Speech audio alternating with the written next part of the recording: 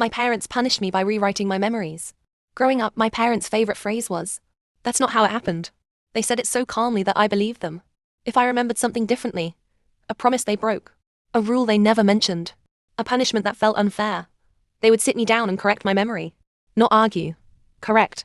They kept a thick blue notebook on a shelf in the living room. They called it the record. Inside were handwritten entries about our family. Rules, incidents, conversations. If I said, "You never told me that," my mom would pull down the notebook and read aloud an entry dated weeks earlier describing the exact conversation. In her handwriting. "You see?" She'd say. "You agreed." If I cried and said I didn't remember it, my dad would sigh and say, "That's concerning. Your memory issues are getting worse." They told me my brain was unreliable. Anytime I disagreed with them, it wasn't a disagreement. It was another episode. They'd speak slowly, gently, like doctors. "Do you remember what we talked about regarding lying to yourself?" I stopped trusting my own thoughts. I started asking permission to remember things. Before bringing up anything serious, I'd say, "I might be remembering this wrong." But if I was sure about something, they'd add a new rule. Certainty is a sign of defiance. They rewrote arguments after they happened. They'd tell relatives I'd apologize for things I never did.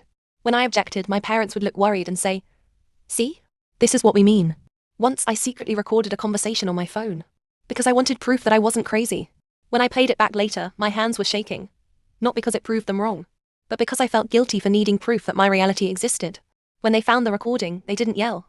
They added a new entry to the record. Child shows escalating paranoia and distrust. That night I stared at the ceiling wondering how many of my memories were real, and how many had been replaced. In college, a therapist asked me to describe my childhood. I froze. I told her I wasn't sure which parts were allowed to be true. She said something I still carry with me.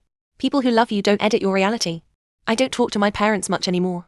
The notebook is still in their house, probably still being updated. I keep a journal now. Not to convince anyone else. Just to remind myself that if I remember it, it happened. And that's enough.